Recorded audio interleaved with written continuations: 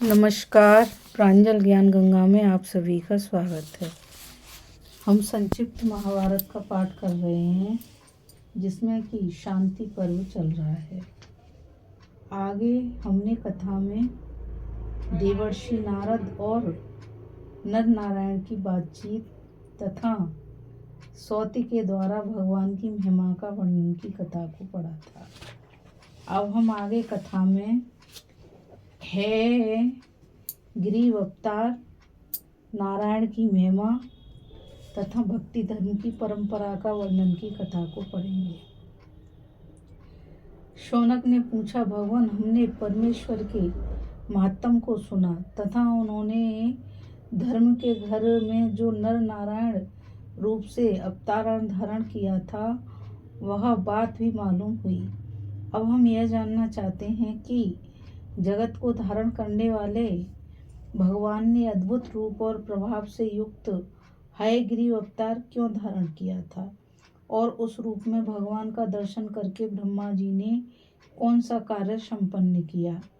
सौती ने कहा, शौनक, भगवान के हयग्रीव अवतार की चर्चा सुनकर राजा जन्मेजय को भी तुम्हारी ही तरह संदेह हुआ था। तब उन्होंने इस प्रकार प्रश्न किया, विप्रवर, ब्रह्मा जी ने भगवान के जिस हयग्रीव रूप का दर्शन किया था, वह किस लिए प्रकट हुआ, यह बताने की कृपा करें।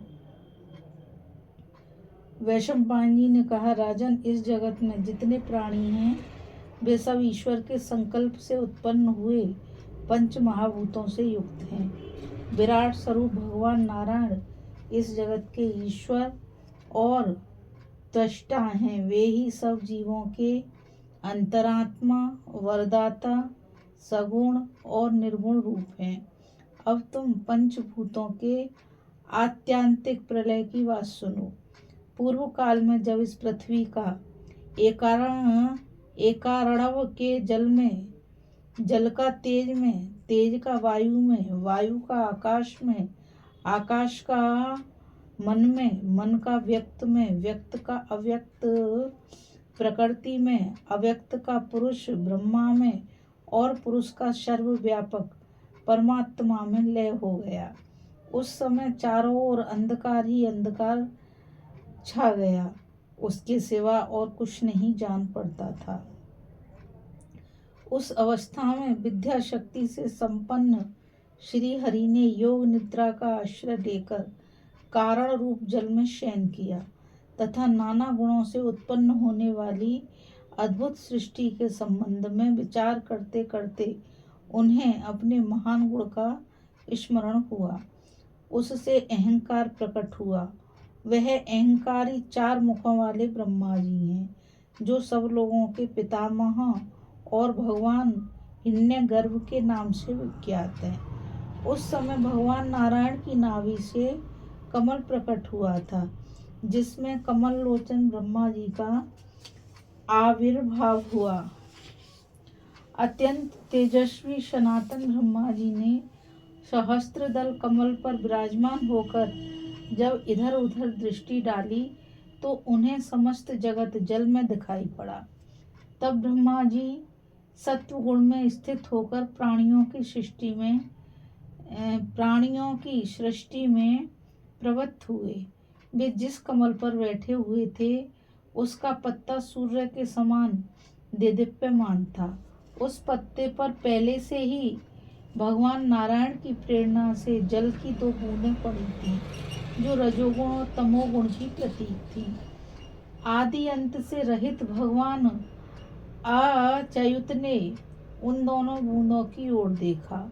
उनमें से एक बूंद भगवान की दृष्टि पड़ते ही तमो में मधु नामक दैत्य के आकार में परिणत हो गई।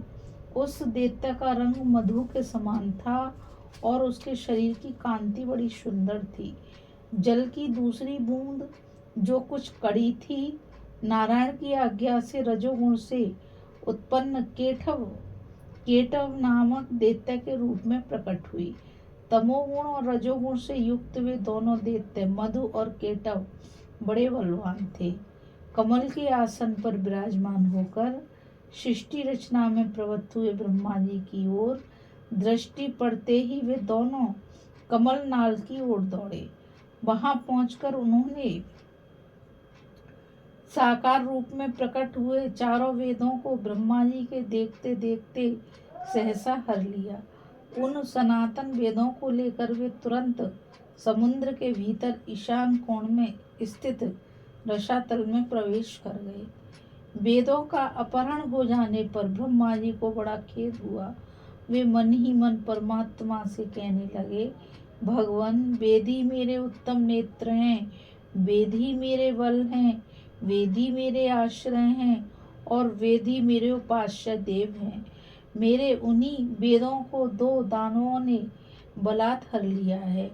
उनके बिना मुझे सब और अंधकार दिखाई देता है। वेदों के बिना मैं संसार की सृष्टि कैसे कर सकता हूँ? ओह, मुझ पर यह बड़ा भारी संकट आ गया। इस तीव्र शोक से मेरा हृदय फटा जा रहा है। इस प्रकार विलाप करते करते उनके मन में यह विचार उठा कि मैं भगवान श्री हरि की स्तुति करूं। यह बात ध्यान में आते ही वे हाथ जोड़कर परमाराध्य परमात्मा की स्तुति करने लगे। भगवान, आप हमारे पूर्वज हैं, वेद आपका हृदय है, आप जगत के आदि कारण, सबसे श्रेष्ठ सांख्य योग की निधि और सर्वशक्ति मानव हैं। आपको नमस्कार है। व्यक्त जगत और अव्यक्त प्रकृति को उत्पन्न करने वाले परमात्मनम, आपका स्वरूप अचितन्य है। आप कल्याण में मार्ग मोक्ष में स्थित हैं। विश्व पालक, आप संपूर्ण प्राणियों के अंतरात्मा, किसी योनि से उत्पन्न न होने वाले जगत के आधार और स्वयंभू हैं। मैं आपके प्रसाद से उत्पन्न हुआ हूँ। आपके नेत्र कमल के समान हैं। आपका शरीर विग्रह विशुद्ध सत्व में है। आप ही ईश्वर और स्वभाव हैं। आप ही ने मुझे जन्म दिया है और आप ही की कृपा से मुझ पर काल का जोर नहीं चलता। आपने मुझे वेद रूपी नेत्र प्रदान किए थे, किंतु उन्हें दानवों ने छीन लिया। उनके बिना मैं अंधा सा हो रहा हूँ। अतः आप कृपा करके पुनः उन्हें वापस ला दीजिए, क्योंकि मैं आपका प्रिय भक्त हूँ और आप मेरे प्रियतम स्वामी हैं।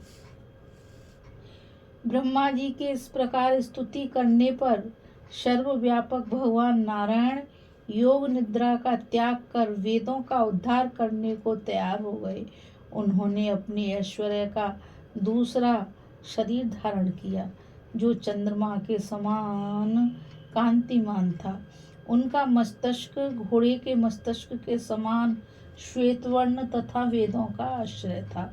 उनकी नासिका भी बड़ी सुंदर थी। नक्षत्र और ताराओं से युक्त स्वर्ग उनका सिर था। सूर्य की किरणों के समान चमकीले बड़े बड़े बाल थे। आकाश और पाताल उनके कान थे और समस्त भूतों को धारण करने वाली पृथ्वी ललाट थी। इसी प्रकार गंगा और सरस्वती उनका नितंब, महान समुद्र उनकी भौएं, सूर्य और चंद्रमा नेत्र, संध्या नासिका, ओमकार संस्कार, बिजली जीव, सोमपान करने वाले पितर दांत, गोलोक और ब्रह्मलोक होठ और काल रात्रि उनकी ग्रीवा थी। इस प्रकार अनेक मूर्तियों से आवृत है ग्रीव का रूप धारण करके वे जगदीश्वर वहां से अंतर ध्यान हो गए और रसातल में प्रवेश कर परम योग का आश्रय ले शिक्षा के नियमानुसार उदात्तादीश्वरों से युक्त सामवेद का गान करने लगे। नाद और स्वर से विशिष्ट सामगान की वे मधुर ध्वनि रसातल में सब ओर फैल गई, जो सब प्राणियों का हित साधन करने वाली थी। दोनों असुरों ने जब वे शब्द सुना तो वेदों को बंधन में बांधकर रसातल में एक ओर फेंक दिया और स्वयं जिधर से वह ध्वनि आ रही थी उसी ओर दौड़े। इसी बीच में भगवान हयग्रीव ने उस स्थान पर पहुंचकर रसातल में पड़े हुए संपूर्ण वेदों को अपने अधिकार में कर लिया और उन्हें लाकर पुनः ब्रह्मा जी को सौंप दिया। इसके बाद वे अपने पूर्व रूप को धारण करके फिर ज्यों के त्यों सो गए। उधर जब उन दानवों को शब्द होने के स्थान पर कुछ दिखाई न पड़ा तो वह पुनः बड़े वेग से उस स्थान पर आ पहुंचे जहाँ वेदों को फेंक आए थे, किंतु वहाँ कुछ हाथ न आया। वह स्थान खाली ही दिखाई दिया। अब वे बलवान दैत्य बड़े जोर से उसकी ओर बढ़े और शीघ्र ही रसातल से बाहर निकल आए। ऊपर आकर उन्होंने देखा कि पानी के ऊपर शेषनाग की शैया पर चंद्रमा के समान कांतिमान पुरुष सो रहा है। वे विशुद्ध सत्व से संपन्न भगवान ही थे जो योग निद्रा में सोए हुए थे।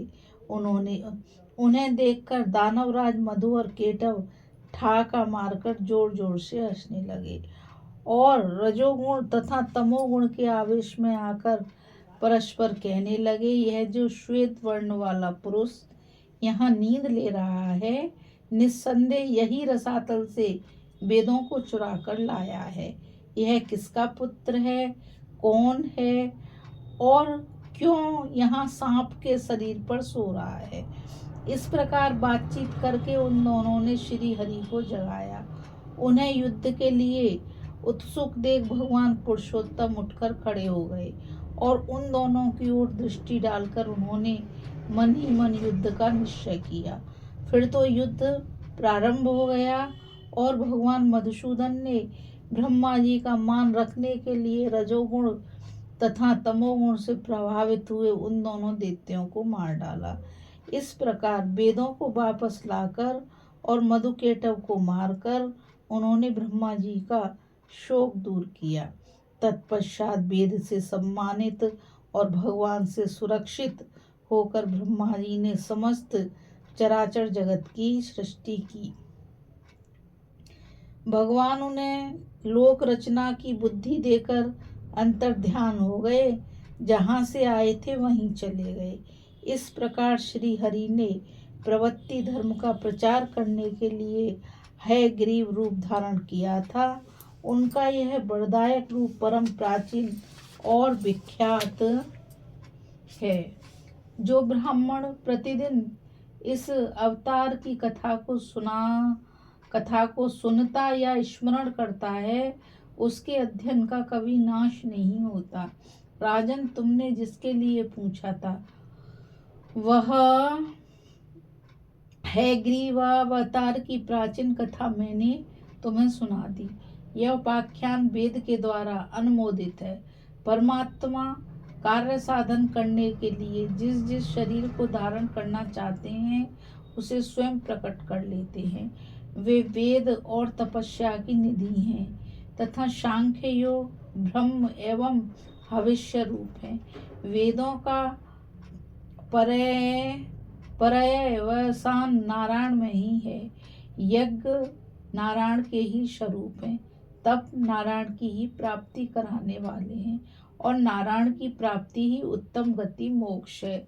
इतना ही नहीं, ऋतु और सत्य भी नारायण के ही स्वरूप हैं तथा जिसके अनुष्ठान से पुनर्जन्म नहीं लेना पड़ता, वह निवृत्ति प्रधान धर्म भी नारायण को ही लक्ष्य करने वाला है। प्रवृत्ति धर्म भी नारायण का ही स्वरूप है। भूमि का उत्तम गुण गंध, जल का गुण रस, तेज का गुण रूप, वायु का गुण स्पर्श और आकाश का गुण शब्द भी नारायण से भिन्न नहीं है। मन, काल, नक्षत्र मंडल, कीर्ति, श्री लक्ष्मी, संपूर्ण देवता तथा सांख्य और योग शास्त्र, ये सब नारायण के ही स्वरूप हैं। पुरुष प्रधान प्रभाव, कर्म तथा देव, ये जिन वस्तुओं के कारण हैं वे भी नारायण ही रूप हैं। अधिष्ठान कर्ता, भिन्न भिन्न प्रकार के करण, नाना प्रकार की अलग अलग चेष्टाएं तथा देव, इन 5 कारणों के रूप में सर्वत्र श्री हरि ही विराजमान है। जो लोग सर्वव्यापक हेतु से तत्व को जानने की इच्छा रखते हैं, उनके लिए महायोगी नारायण ही एकमात्र ज्ञातव्य तत्व है। संपूर्ण लोक ब्रह्मादि देवता महात्मा, ऋषि, सांख्य के विद्वान, योगी और आत्मज्ञानी यति, इन सब के मन की बातें भगवान जानते हैं, किंतु उनके मन में क्या है यह किसी को पता नहीं है। समस्त विश्व में जो लोग देवताओं के लिए यज्ञ और पितरों के लिए श्राद्ध करते हैं, दान देते हैं और महान तप करते हैं, उन सब के आश्रय भगवान विष्णु ही हैं। वे अपने ऐश्वर्य योग में स्थित रहते हैं। संपूर्ण प्राणियों के आवास स्थान होने से उन्हें वासुदेव कहते हैं। ये परम महर्षि नारायण नित्य महान ऐश्वर्य से युक्त और गुणों से रहित हैं, तो भी जैसे गुणहीन काल ऋतु के गुणों से युक्त होता है, उसी प्रकार वे भी समय समय पर गुणों को स्वीकार करते हैं। उन महात्मा के गमनागमन को कोई नहीं जानता। जो ज्ञानी महर्षि है, वे ही उन नित्य अंतर्यामी परमात्मा का साक्षात्कार करते हैं। जन्मेजय ने कहा, ब्राह्मण, भगवान अनन्य भाव से भजन करने वाले अपने सभी भक्तों को प्रसन्न करते हैं और उनकी विधिवत की हुई पूजा को स्वीकार करते हैं। यह कितनी आनंद की बात है। संसार में जिन लोगों की वासनाएं दग्ध हो गई हैं और जो पुण्य पाप से रहित हो गए हैं, उन्हें परंपरा से जो गति प्राप्त होती है उसका भी आपने वर्णन किया है, किंतु मेरी समझ में जो ब्राह्मण उपनिषदों सहित संपूर्ण वेदों का विधिवत स्वाध्याय करते हैं तथा जो संन्यास धर्म का पालन करते हैं, उन सबसे उत्तम गति उन्हीं को प्राप्त होती है जो भगवान के अनन्य भक्त हैं। भगवान इस भक्ति रूप धर्म का किसने उपदेश किया है, इसका आदि उपदेशक कोई देवता है या ऋषि, एकांत भक्तों की दिनचर्या क्या है और वह कब से प्रचलित हुई है, मेरे इस संदेह को दूर कीजिए, क्योंकि मुझे इन सब बातों को जानने की बड़ी उत्कंठा है।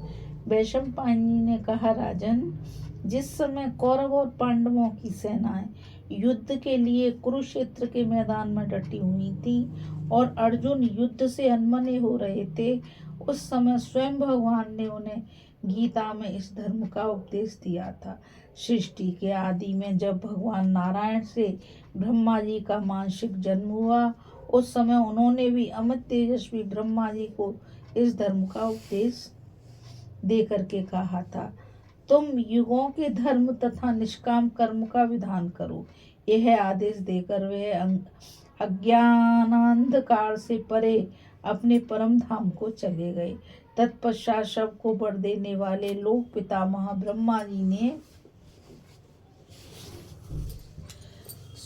स्थावर जंगम रूप संपूर्ण जगत की रचना की। सृष्टि के प्रारंभ काल में जब अत्यंत उत्तम सतयुग का आरंभ हुआ था, उस समय ब्रह्मा जी ने दक्ष प्रजापति को उस धर्म का उपदेश किया। दक्ष ने अपने ज्येष्ठ दोहित्र आदित्य को, जो सविता विवस्वानम से बड़े थे, वह धर्म बतलाया। उनसे विवस्वानम ने प्राप्त किया। फिर त्रेता युग के आरंभ में विषममानम ने मनु और मनु ने लोक कल्याण के लिए अपने पुत्र इक्ष्वाकु को उस धर्म का आदेश दिया। तदंतर इक्ष्वाकु के उपदेश से इसका विश्वव्यापी प्रचार हो गया। जब संसार का प्रलय होगा तो फिर यह धर्म भगवान नारायण में ही लीन हो जाएगा। नारद जी ने साक्षात जगदीश्वर नारायण से रहस्य और संग्रह सहित इस धर्म को प्राप्त किया था। इस प्रकार यह महान धर्म सबसे प्रथम तथा सनातन है। इसके तत्व को समझना और इसका ठीक ठीक पालन करना कठिन है, तो भी भगवान के भक्त इसे सदा धारण किए रहते हैं। इस धर्म को जानकर क्रिया द्वारा अच्छी तरह पालन करने तथा अहिंसा धर्म में स्थित रहने से भगवान श्री हरि प्रसन्न होते हैं। राजन, मैंने गुरु के प्रसाद से अनन्य भक्तों के धर्म का वर्णन किया है। जिसका अंतकरण शुद्ध नहीं है, उनके लिए इस धर्म को ठीक ठीक समझना कठिन है। भगवान में एकांत भक्ति रखने वाले मनुष्य प्राय दुर्लभ हैं। यदि यह संसार भगवान के अनन्य भक्त, अहिंसक, आत्मज्ञानी और संपूर्ण प्राणियों के हितकारी मनुष्यों से ही भरा रहे तो सर्वत्र सतयुगी छा जाए, कहीं भी सकाम कर्म का अनुष्ठान न हो। इस प्रकार मेरे गुरु भगवान व्यास ने ऋषियों के निकट श्री कृष्ण और भीष्म के सुनते हुए धर्मराज युधिष्ठिर से इस धर्म का उपदेश किया था। और व्यास जी को प्राचीन काल में ही महातपस्वी नारद जी ने यह महातपस्वी नारद जी से यह धर्म प्राप्त हुआ था। नारायण की आराधना में लगे हुए अनन्य भक्त चंद्रमा के समान गौर वर्ण वाले पर ब्रह्म स्वरूप भगवान अच्युत को प्राप्त होते हैं। इस कथा में बस इतना ही। अभी हम कथा में हयग्रीव अवतार, नारायण की महिमा तथा भक्ति धर्म की परंपरा का वर्णन की कथा को पढ़ रहे थे। अब हम आगे कथा में अतिथि के कहने से धर्मान्य का नागराज के यहाँ जाना और सूर्यमंडल से उनके लौटने पर उनसे उच्च वृत्ति की महिमा सुनने की कथा को पढ़ेंगे। इस कथा में बस इतना ही। मुझ गीता रावत को आज्ञा दीजिए। कल फिर मिलेंगे एक नई कथा के साथ। और मैं आप सभी से यही कहना चाहूँगी कि इस चैनल को ज़्यादा से ज़्यादा लाइक, शेयर और सब्सक्राइब कीजिए ताकि यह अमूल्य ज्ञान अधिक से अधिक लोगों तक पहुँच सके। राधे राधे। जय श्री कृष्णा। नमस्कार।